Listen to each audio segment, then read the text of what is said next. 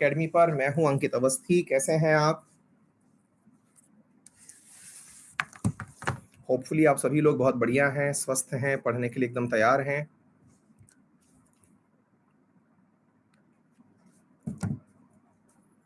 Perfect. हाँ जी, very good evening. आइए तो शुरू करते हैं आज के सेशन को। जैसा कि आप सभी को ज्ञात है, आज के हमारे सेशन में हम लोग चर्चा करने वाले हैं पीजेंट मूवमेंट्स के बारे में। पीजेंट मूवमेंट बोले तो जो कृषकों के द्वारा आंदोलन किए गए थे अंग्रेजों के समय पर, हम उनके बारे में आज चर्चा करेंगे।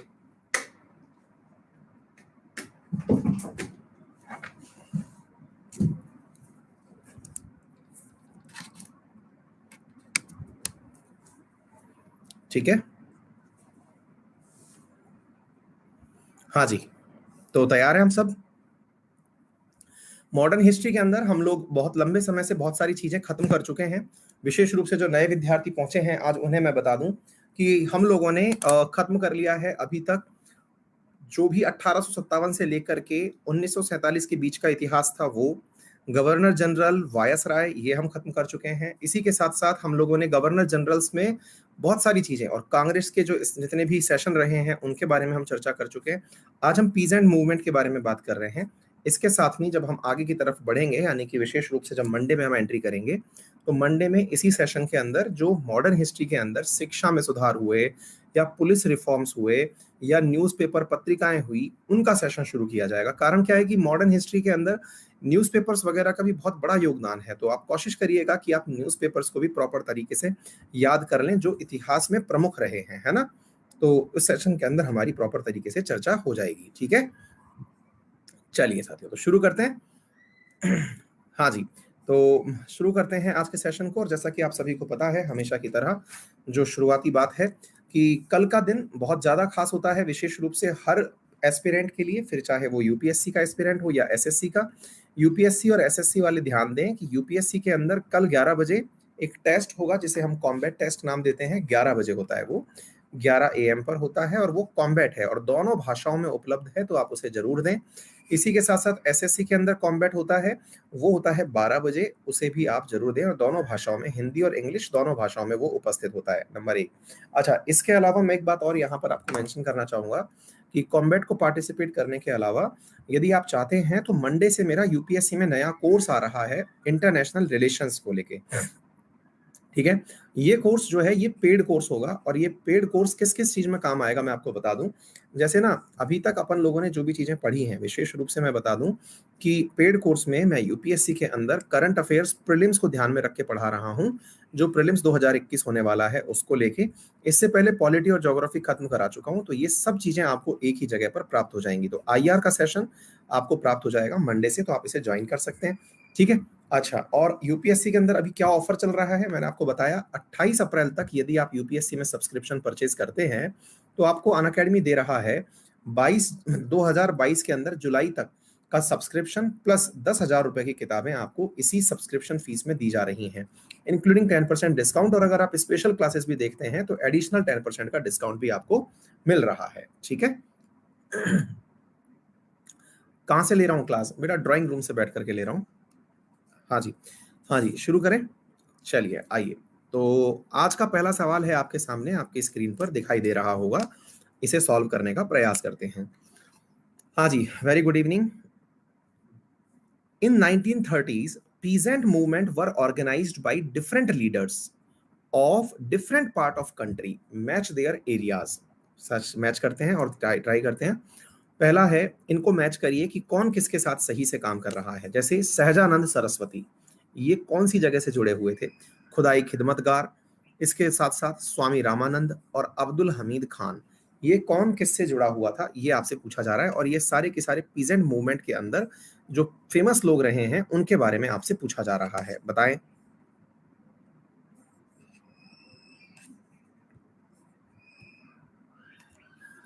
पीजेंट मूवमेंट भी आपको मॉडर्न हिस्ट्री में पढ़ने पड़ेंगे साथियों। और ये कृषक आंदोलन जो है, ये काफी फेमस आंदोलन है जो होते रहे हैं, है ना। मॉडर्न हिस्ट्री के अंदर आपको पढ़ने ही होंगे ये।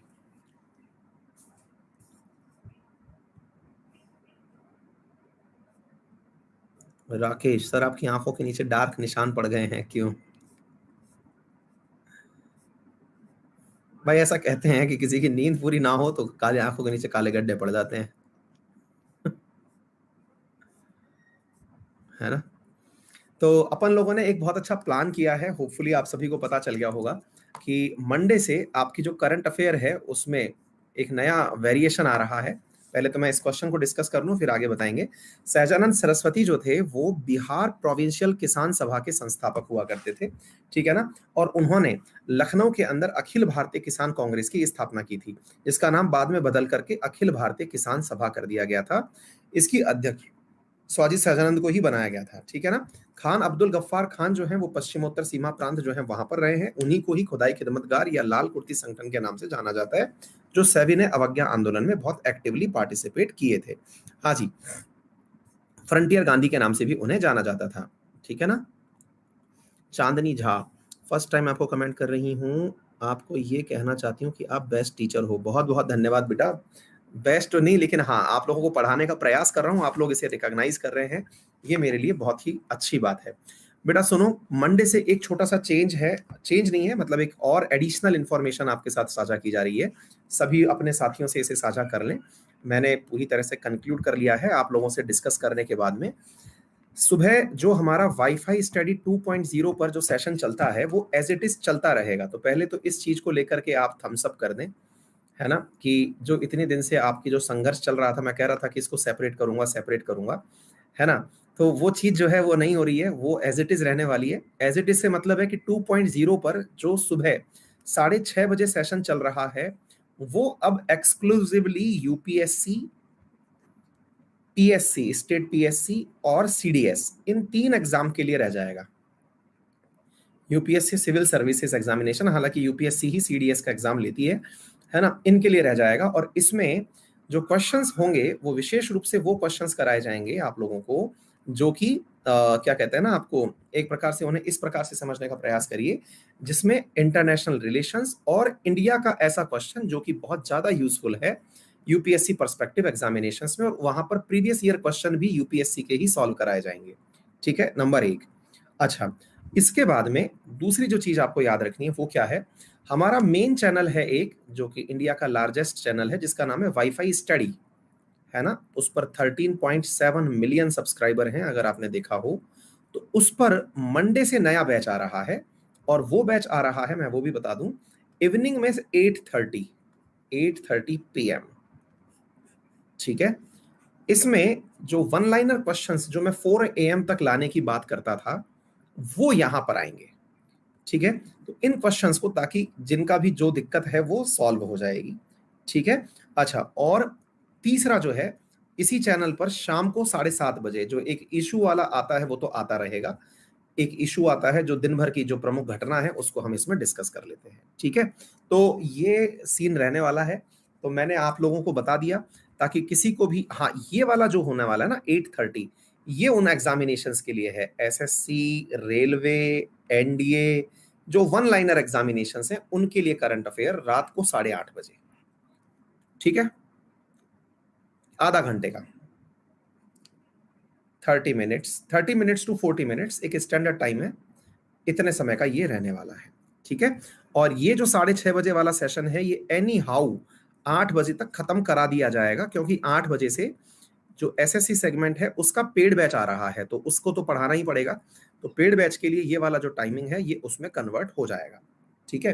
तो ये सारी चीजें हैं, हाँ, 40 मिनट तक, ठीक है? तो ये सारी चीजें आप लोगों के लिए ही की जा रही हैं। तो होपफुली आप सभी लोग जो हैं अब यहां से आगे मिनिमम जो प्रॉब्लम है वो शेयर कर पाएंगे, है ना? अब वैसे तो देखिए दिन भर क्लासेस सबकी रहती हैं, कहीं ना कहीं से तो आपको इशू होगा ही। आप बस मुझे ये बता दो, क्या आपको ये प्लान पसंद आया? यस और नो में बता दो, यानी ट्रू या फॉल्स में बताया कि ये प्लान सही आया, सही समझ में आ गया। कोई बड़ा परिवर्तन नहीं है, एक एडिशनल क्लास और शुरू हो रही है, और वो एडिशनल क्लास जो है वो इवनिंग में आ जाएगी, जिससे कि उन लोगों की शिकायतें दूर हो जाएंगी जो वनडे एग्जामिनेशंस वाले विद्यार्थी मेरे साथ जुड़े हुए हैं, कि उन्हें भी वनडे के लिए शॉर्ट क्वेश्चंस चाहिए विद डिटेलिंग, वो मिल जाएगा आपको, ठीक है बेटा? हाँ, ये लाइव होगा 8:30 PM जो है इवनिंग में, ये लाइव होगा। और बोर्ड के माध्यम से ही होगा, ये कंप्यूटर के लैपटॉप के माध्यम से नहीं होगा, मैं बोर्ड पे ही आके पढ़ाऊंगा। ठीक है, डन है? चलिए, बहुत ही अच्छी बात है। आइए तो शुरू करते हैं, अगले सवाल की तरफ बढ़ते हैं। What was the demand of the Tebhaga peasant movement of Bengal? है ना, बंगाल में तिभागा किसान आंदोलन की क्या मांग थी? देखते हैं इधर की तरफ। जमींदारों की हिस्सेदारी को फसल के आधे भाग से कम करके एक तिहाई करना, भूमि का वास्तविक खेतीहर होने के नाते भू स्वामित्व कृषकों को प्रदान करना, जमींदारी प्रथा जमींदारी प्रथा का उन्मूलन तथा कृषि दासता का अंत करना, और कृषकों के समस्त ऋणों को रद्द करना। हाँ भाई, बताइए, आपसे पूछा जा रहा है जो तिभागा आंदोलन हुआ था बंगाल के अंदर, उसका क्या योगदान था, क्यों हुआ था वो तिभागा आंदोलन? तिभागा, तिभागा बोले तो 3 भाग।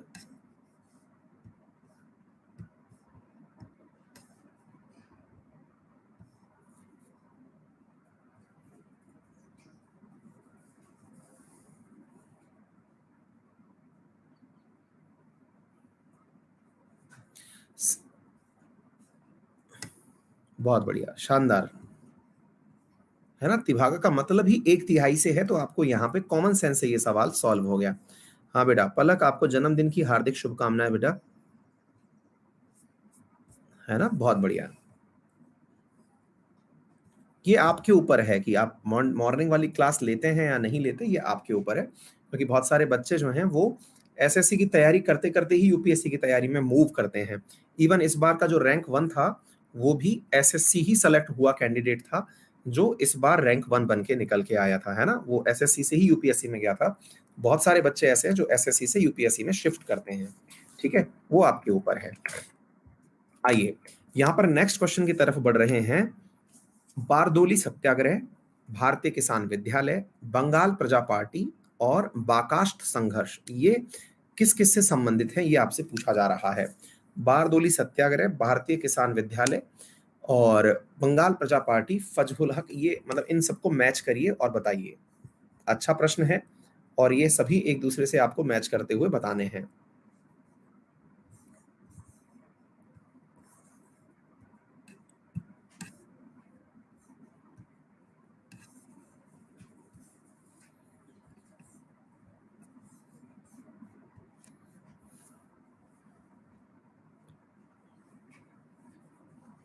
हाँ जी, बारदोली सत्याग्रह के बारे में तो अधिकांश लोगों को आप में से पता होगा ही, ऐसा मुझे लगता है, क्योंकि बारदोली सत्याग्रह वो सत्याग्रह था जिसमें कि वल्लभ भाई पटेल को सरदार की उपाधि दी गई थी। सरदार, सरदार का मतलब यहाँ पर सिख से नहीं था। सरदार वल्लभ भाई पटेल जो थे वो सरदार नहीं थे, यानी वो सिख कम्युनिटी के नहीं थे। है ना, वो मुखिया का मतलब था, यहाँ पर लीडर का, मास लीडर का नाम दिया गया था। है ना, तो बारदोली सत्याग्रह के अंदर सरदार वल्लभ भाई पटेल को उनके नेतृत्व के कारण ही महिलाओं ने किसका नाम दिया था? सरदार का नाम दिया था, जो कि 1928 में संपन्न हुआ था। ठीक है ना, किसान आंदोलन था ये, और इसमें महिलाओं ने, गांधी जी भी यहाँ पर जो है उपस्थित थे, ये ध्यान रखने की बात है। ठीक है ना, अब कहते हैं कई बार सवाल पूछ लिया जाता है, बारदोली मतलब सरदार पटेल को सरदार की उपाधि किसने दी, इस बात को लेकर के कई बार डिबेट होती है। तो डिबेट का आंसर ये है कि उपाधि जो थी वो महिलाओं ने सेलेक्ट करी कि भाई ये इनको हमारा सरदार नियुक्त किया जाए, लेकिन उपाधि ग्रीट जिसने करी, यानी प्रदान जिसने करी, वो महात्मा गांधी जी थे।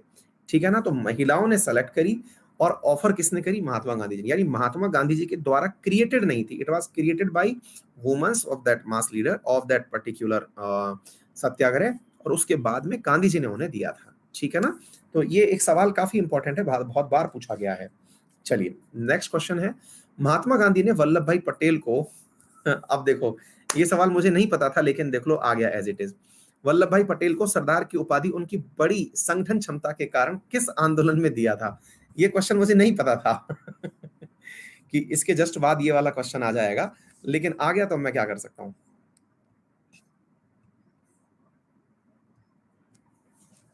है भाई, इसके बावजूद 96% लोग जो हैं सही कर पाए, 100% अभी भी नहीं हुआ। धन्य हो आप।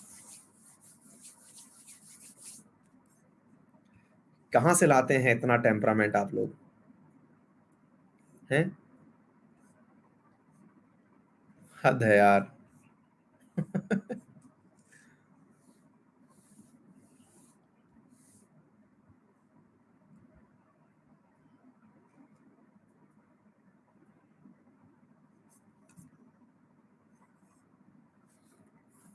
चलिए कोई बात नहीं, इस बहाने 2 क्वेश्चन तैयार हो गए आपके, है ना?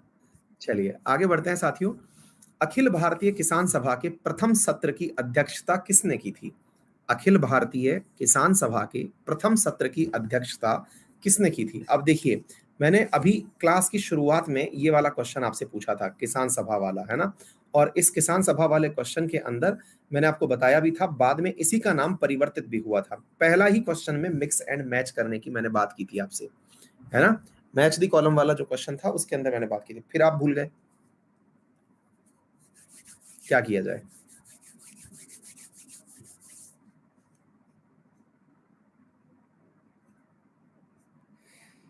दीप्ति को अन अकेडमी वाले कॉल करते हैं, पूछ रहे हैं किस किस से पढ़ते हो, सबका कॉल करते हैं क्या? दीप्ति देखो बेटा, अन अकेडमी वाले कॉल करते हैं या नहीं करते, लेकिन जब तक पैसे संबंधी कोई बात नहीं हो रही तो लोड लेने की जरूरत नहीं है। पैसा भी अगर वो अन अकेडमी के लर्निंग प्लेटफॉर्म से आपको जमा करवा रहे हैं तो भी कोई टेंशन नहीं है, बाकी लोड मत लो, जो पूछ रहे हैं बताते रहो, है ना? कोई कॉल तभी फर्जी माना जाएगा जब आपसे वो पैसे की बात करे और अन अकेडमी के प्लेटफॉर्म से बाहर जाके बात करे, ठीक है ना? प्लेटफॉर्म की बात है तब कोई लोड नहीं है, ठीक है ना? अगर अपन जिस पे मुझे रोज क्लास में देख रही हो, यही प्लेटफॉर्म हमारा प्लेटफॉर्म है, इसके थ्रू प्लेटफॉर्म पर अगर पेमेंट करवा रहे हैं तो सब कुछ सही है, ठीक है ना? इसके अलावा कहीं से और कोई तरीका बताएं तो फिर आप थोड़े से सतर्क हो जाइए। चलिए, क्योंकि फिर कोई और मतलब फर्जी कॉल हो सकता है। सुमेलित कीजिए और सूचियों में नीचे दिए गए कूट का प्रयोग सही उत्तर में चयन में करिए। कृषक आंदोलन है और उनके साथ में जुड़े हुए नेता हैं। आइए देखते हैं। बकाष्ठ भूमि आंदोलन, एका आंदोलन, मोपला विद्रोह और अवध किसान सभा आंदोलन, इन्हें मैच करिए और बताइए कौन किससे संबंधित है। जरा सोचिए और बताइए।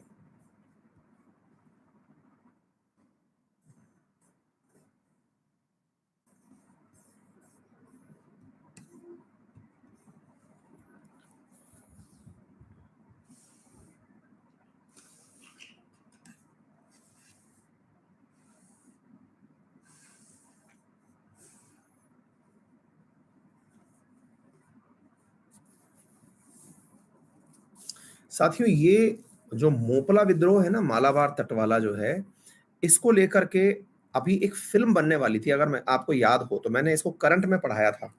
किसी को अगर ध्यान हो, मोपला विद्रोह जो कि मालाबार तट के ऊपर है ना? और अगर आपको याद हो तो उसका तगड़ा विरोध हुआ था केरल में। साउथ की ही एक मलयालम फिल्म बनने वाली थी इसके ऊपर, है ना?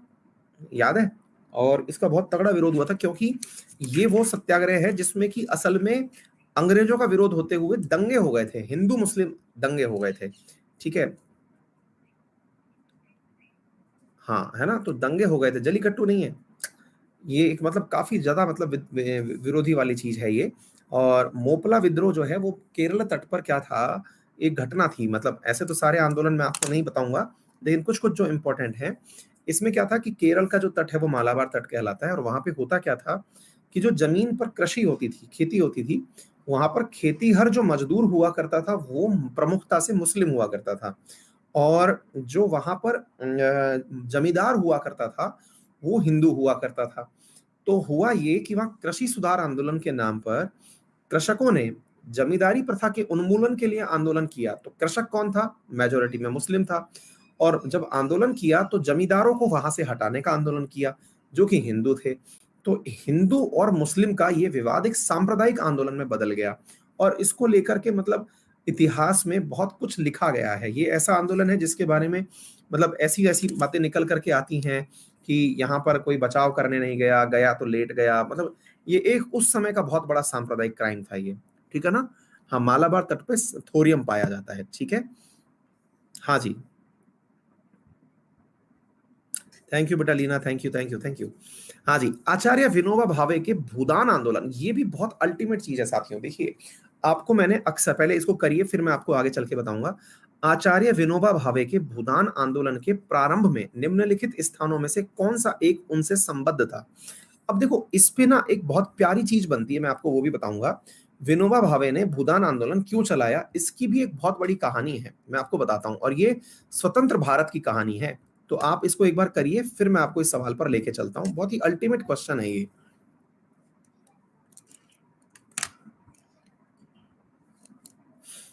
और आप में से बहुत सारे लोगों को पता है, ये अच्छी बात लगी मुझे।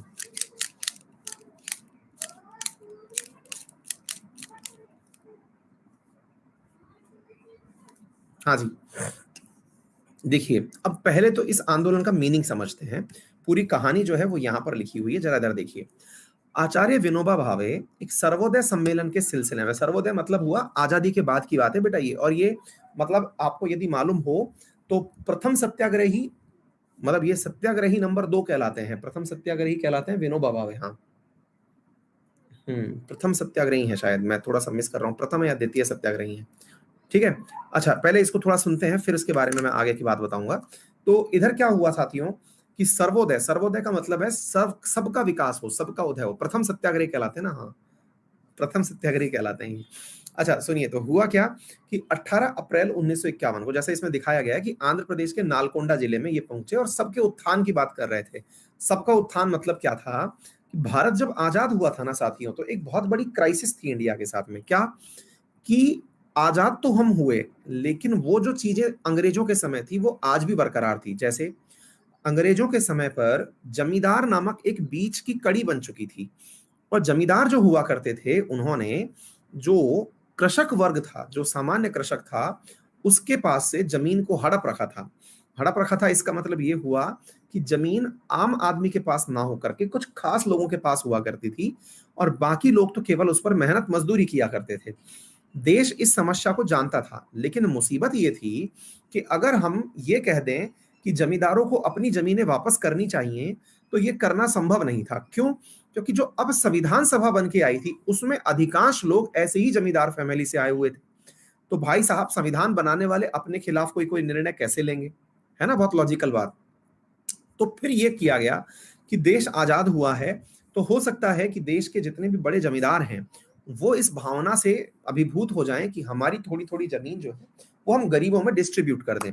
तो ऐसा करने के लिए मतलब सबसे पहले भूदान, कि जिसको जमीन देनी है दे दो, दान कर दो, ताकि उस पर लोगों को बसाया जा सके। तो हरिजन परिवारों को सबसे पहले 100 एकड़ भूमि जो है वो डिस्ट्रीब्यूट की गई।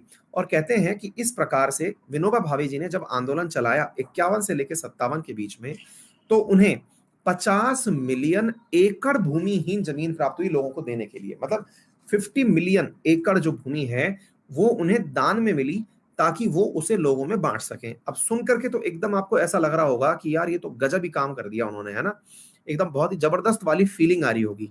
बोलो यस और नो, है ना। लेकिन पता है एक इसमें गड़बड़ क्या थी? गड़बड़ ये थी कि लोगों ने वो भूमि दान में कर दी जो बंजर भूमि थी, जिसपे कुछ पैदा नहीं हुआ करता था। मतलब विनोबा भावे जी का ये आंदोलन जो है, ये सुनने में तो बहुत कैची लगता है, फ्रॉड हो गया उनके साथ में। फ्रॉड क्या हो गया कि जो बंजर भूमि थी ना, वो इन्हें दान में दे दी। मतलब जिसका कोई यूज नहीं था, बोले ले लो इस पे बसा दो जिसको बसाना है, तो फिर उसको करें क्या? अच्छा, आपको एक चीज और पता होनी चाहिए, फिलहाल जो कृषक आंदोलन हुए, आपको मालूम है ना, प्रधानमंत्री के द्वारा हाल ही में किसानों के लिए प्रधानमंत्री किसान सम्मान निधि एक वो दी जा रही है, याद है आपको? एक स्कीम चल रही है जिसके थ्रू जो है वो किसानों के लिए 6,000 रुपए की राशि बांटी जा रही है। वो 6,000 रुपए की राशि किसको दी जा रही है? वो दी जा रही है सीमांत और मध्यम किसान को, है ना। तो सीमांत और मध्यम किसान भारत में कौन है जिसके पास 2 एकड़ भूमि नहीं है? अब सोच के देखिए, जिसके पास 2 एकड़ भूमि नहीं है, वैसा किसान भारत में 68% से ऊपर है जिसके पास, जो सीमांत किसान है, जिसके पास 1 एकड़ के आसपास जमीन है, मतलब ये पकड़ के चलिए। उससे ऊपर का 20% वो है जिसके पास 2 एकड़ तक की जमीन है। मतलब आज भी हमारी जो कुल भूमि है वो अधिकांशतः 12% लोगों के पास ही है। यानी कि भारत में आज तक भूमि का सही प्रकार से बंटवारा हो नहीं पाया है। इसके पीछे का जो सबसे बड़ा कारण है वो यही है कि हमारे यहाँ पर जो संविधान सभा में जो कानून बनाने वाले लोग थे, वो सब जमींदार थे। आप सोचिए ना, लैंड होल्डर्स कमेटी तो थी कांग्रेस की। अगर स्थापना देखते हैं आप, तो कांग्रेस की स्थापना से पहले जो संगठन देखेंगे, तो जमींदार संगठन वगैरह यही संगठन तो थे बाद में चल के जिन्होंने पार्टी बना ली। आज भी हमारे देश में यही होता है और हमारी तो मानसिकता में भी यही है। अगर कोई गरीब आदमी चुनावों में खड़ा हो जाए तो हम वोट ही नहीं देते उसको। हमको लगता है नहीं नहीं, पैसे वाला आदमी होना चाहिए, इसके पीछे जमीन कितनी है, ताकत कितनी है, वो आदमी चुनाव में खड़ा होना चाहिए। मानसिकता बदल गई है ना। चलिए कोई नहीं, आगे चलते हैं। इनको थोड़ा समय के हिसाब से सेट करिए।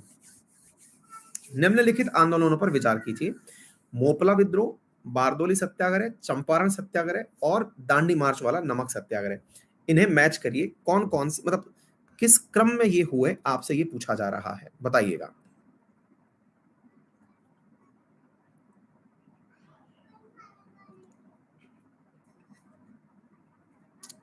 व्यवस्थित करना है आपको।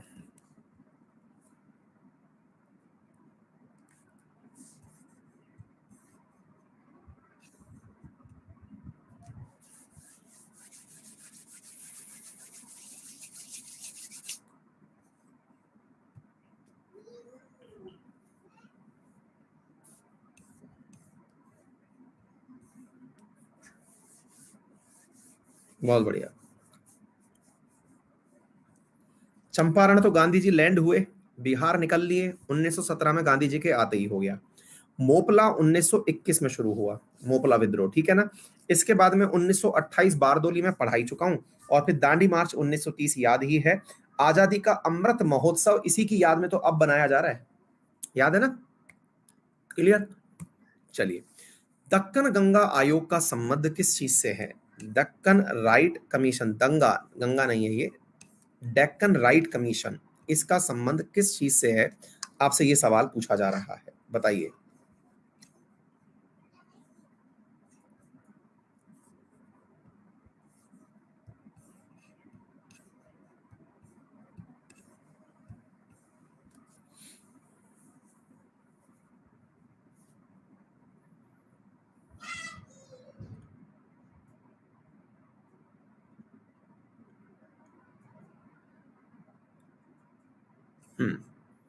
ये क्या कहानी थी? आप में से किसी को पता नहीं है, इसलिए आप लोगों ने कुछ भी लिख दिया। देखिए साथियों, हुआ क्या था, मैं थोड़ा सा इसके बारे में बता देता हूँ, थोड़ा सा इसको समझिएगा। देखिए, भारत में ना जितने बुरे अंग्रेज नहीं थे, उससे ज्यादा भारतीय बुरे थे। मतलब कई बार इस बात को लेकर डिबेट भी होती है कि भारत के लिए बुरा कौन था, अंग्रेज बुरे थे या हम लोग बुरे थे? हम लोग बहुत बुरे थे। कौन से हम लोग? हम लोग असल में वो जिन्होंने भारतीयों के शोषण को अपना जन्मसिद्ध अधिकार समझ लिया। मतलब देखो, आज भी मैं आपको एक बहुत अच्छी और लॉजिकल बात बताता हूं। इस बात को लेकर के कई बार मतलब बहुत जने से लोगों से डिबेट भी हुई है। देखिए, टैक्सेशन जो है ना, टैक्सेशन, टैक्सेशन आज भी होता है। आज भी आप सब लोग, जैसे आप एक सोच के देखिए, आप कितना भी पैसा कमाते हो, अगर मान लीजिए एक एक साधारण बात करता हूं मैं, कि आप 10,000 रुपए की एक औसत आय निकालते हैं, और उस औसत आय में से आपकी सेविंग 3,000 रुपए और 7,000 रुपए आप खर्च में निकाल देते हैं।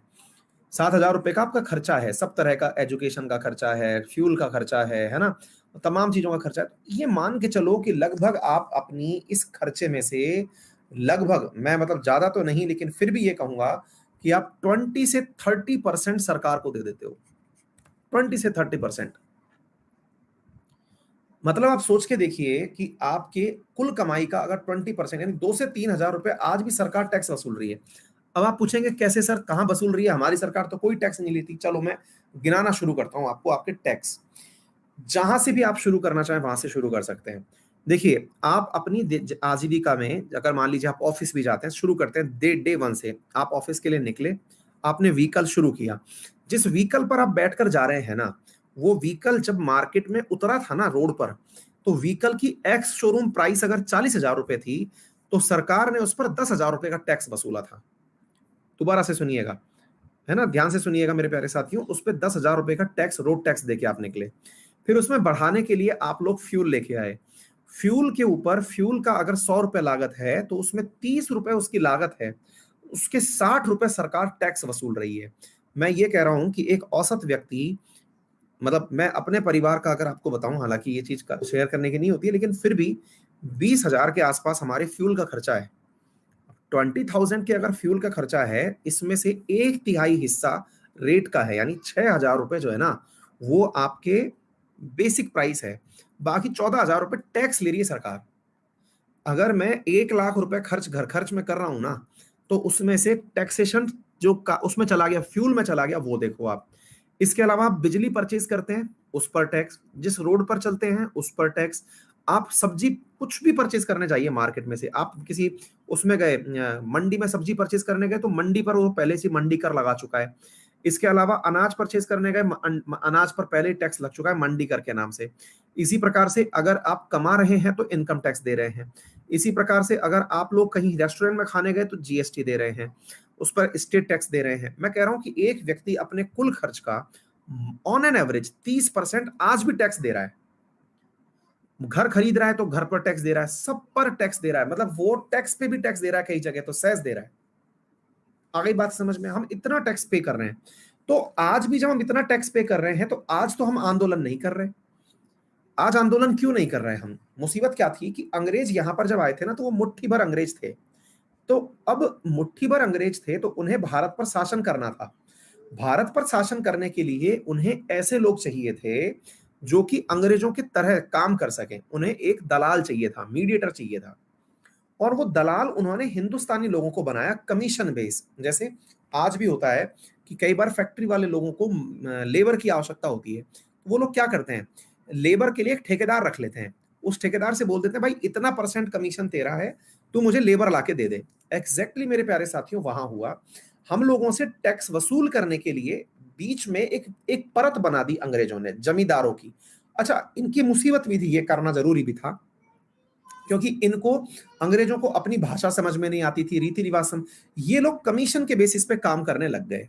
और कमीशन के बेस पर जब इन्होंने हमारे साथ शोषण करना शुरू किया तो क्या था, अंग्रेज कहते थे कि आपको टैक्स चुकाना है। क्या कभी ऐसा हुआ क्या? आप सोच के देखो, आज देश कोरोना के चक्कर में पूरी तरह लॉकडाउन की स्थिति में चला गया था, गरीबी की स्थिति में पहुंच गए हम लोग। क्या सरकार ने यह कहा कि डीजल और पेट्रोल से टैक्स फ्री कर दिया, या किसी भी चीज पे आपका टैक्स फ्री करने की न्यूज सुनी आपने? कहीं नहीं सुनी। तो उस समय भी नहीं करते थे वो लोग। मुसीबत ये होती थी कि उस टैक्स को चुकाने के नाम पर ये जो बिचौलिए थे ना, जो इंडियन ही थे, यही हमारा शोषण करते थे। और इसी शोषण के कारण क्या हुआ साथियों, दक्षिण भारत के अंदर, महाराष्ट्र के अंदर, पूना, अहमदाबाद, सतारा, शोलापुर, इनमें एक आंदोलन हो गया। और उस आंदोलन में जो साहूकार थे, यही जमींदार साहूकार कहलाते थे। साहूकार क्यों कहलाते थे? ये कहते थे लोगों से कि भाई आपको जो पैसा चुकाना है ना, ये अंग्रेजों को चुकाना है, मुझसे लेके पैसा उनको चुका दो।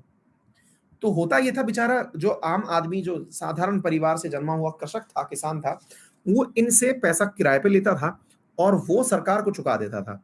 ये लोग फिर उसका और शोषण शुरू करते थे। तो इन लोगों ने साथियों दंगे कर दिए, साहूकारों के घर जला दिए। इस चीज का जांच कमेटी बैठी, अंग्रेजों ने चेक करने के लिए बिठाया कि यार क्या सीन था उस समय। तो निकल करके ये आया कि जो साउथ में दंगे हुए थे, उन दंगों में सरकारी राजस्व की मांग जो थी ना, उसके कारण विद्रोह नहीं हुआ था। विद्रोह इस बात का हुआ था कि जो साहूकार थे ना, वो ऋणदाताओं को परेशान करते थे। क्या आपको मेरी बात समझ में आ रही है? इस कारण से विरोध हुआ था। और ये रियलिटी भी है, मतलब हम लोग अपनों के खिलाफ बोल नहीं पाते क्योंकि हमारे साथ में देशद्रोही वाली भावना जोड़ दी जाती है। ठीक है, चलिए आगे चलते हैं। संथाल विद्रोह के शांत हो जाने के बाद औपनिवेशिक शासन द्वारा कौन सा उपाय किया गया? संथाल परगना रामक राज्य क्षेत्र का सृजन किया गया। किसी संथाल का गैर संथाल को भूमि अंतरण द्वारा करना गैर कानूनी हो गया। ये क्या था? संथाल विद्रोह क्या था? अब इसके बारे में एक बार के लिए आप आंसर करिए, फिर मैं थोड़ा सा इसको समझाने का प्रयास करता हूं। कहते हैं कि ये एक प्रकार का प्रीकर्सर था 1857 की क्रांति का, मतलब उससे पहले भी एक क्रांति हुई थी।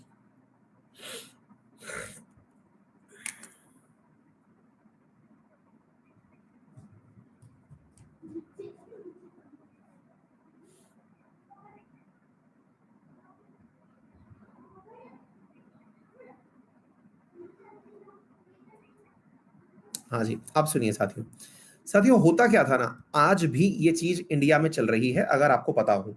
पता नहीं आपको मालूम हो या नहीं हो, लेकिन आज भी कोई व्यक्ति एग्रीकल्चर लैंड, अगर वो एससी और एसटी की एग्रीकल्चर लैंड है, तो उसे कोई भी अदर क्लास का व्यक्ति परचेज नहीं कर सकता। पता नहीं आपको मालूम है या नहीं। अगर मालूम हो तो अच्छी बात है, नहीं मालूम हो तो आज पता कर लीजिए। अगर एससी एसटी की कोई एग्रीकल्चर लैंड है तो उसे कोई भी अदर क्लास, चाहे फिर वो ओबीसी हो या फिर वो जनरल हो, वो परचेज नहीं कर सकता।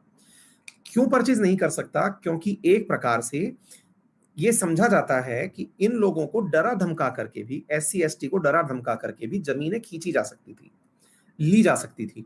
तो संथाल, जो संथाल थे, वो इसी बात को लेकर के लड़ाई किए थे। ये जनजाति क्षेत्र के लोग थे और इस बात को लेकर के आंदोलन किए थे कि भाई हमारी जो जमीन है ना, वो जनजाति जो जमीन है, वो संथाल की जमीन किसी गैर संथाल को नहीं बेची जाएगी। पुरस्कार तब भी नहीं बिकती, यही दिक्कत भी है। तब भी वो जमीन जो है वो किसी अपने ही एससी वाला एससी को ही बेच सकता है, एसटी वाला एसटी को ही बेच सकता है। वो जमीन तब भी नहीं बिकती है।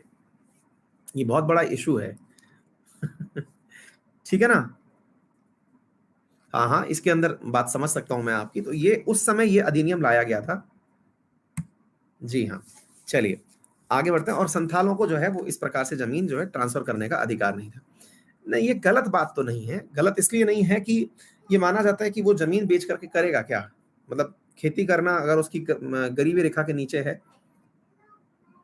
बेटा जिनके यहाँ बिकती है ना, फिर उसका तरीका दूसरा होता है। जसप्रीत चौहान, उसके तरीका क्या होता है वो भी मैं बता देता हूँ। दो तरीके होते हैं, अगर आपको इतना ही इंटरेस्ट है तो वो समझ लीजिएगा, क्योंकि मैं भी थोड़ा बहुत क्या लैंड में रुचि रखता हूँ।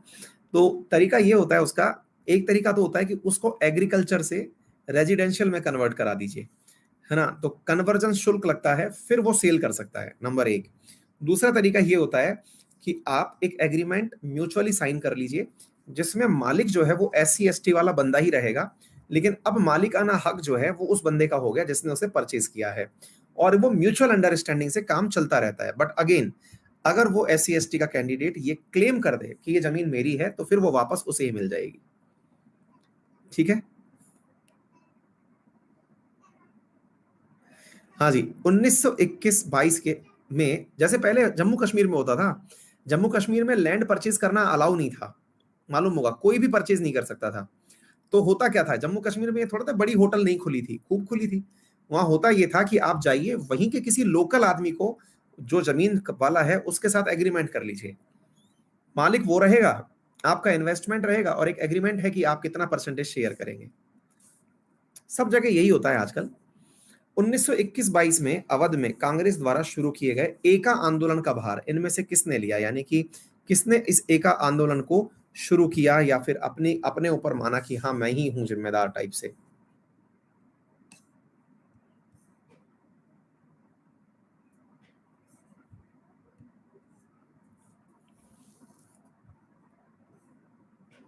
ये विद्यार्थी लिख रहे हैं बीजेपी है तो सब संभव है। बेटा ये पार्टी के अकॉर्डिंग नहीं होता है, ये सब जगह चलता है ना।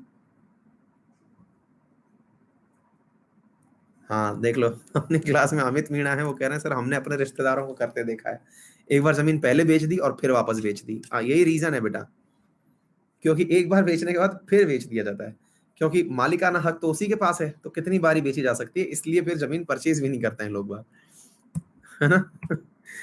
निम्नलिखित में से कौन सा सन्यासी और फकीर विद्रोह के लक्षण है, क्या हुआ था, इधर देखते हैं। ये विद्रोही इंग्लिश ईस्ट इंडिया कंपनी व सन्यासियों और फकीरियों के एक समूह के बीच में झड़पों की श्रृंखला को निर्दिष्ट करते हैं। इस विद्रोह का एक कारण तीर्थ यात्राओं के मार्ग पर सन्यासियों के अबाध आवागमन पर प्रतिबंध लगाना था। 1773 में इस विद्रोह के दौरान वारेन हेस्टिंग ने एक उद्घोषणा करके सभी सन्यासियों को बंगाल और बिहार से निष्कासित कर दिया। यह असहयोग आंदोलन के समकालीन था। कौन सा कथन इसमें से सही है, सन्यासियों और फकीरों का आंदोलन?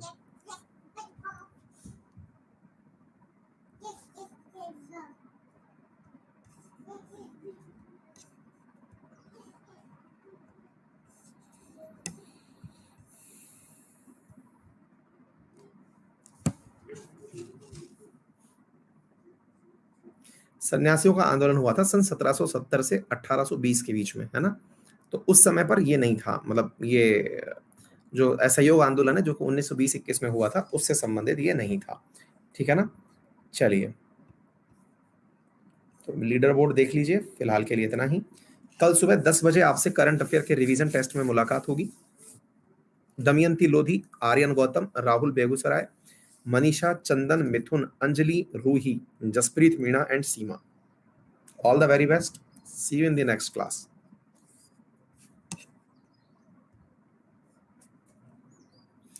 कट ऑफ 12 क्वेश्चन में से 9 क्वेश्चन रख लीजिए, ठीक है। Thank you. कल सुबह 10 बजे।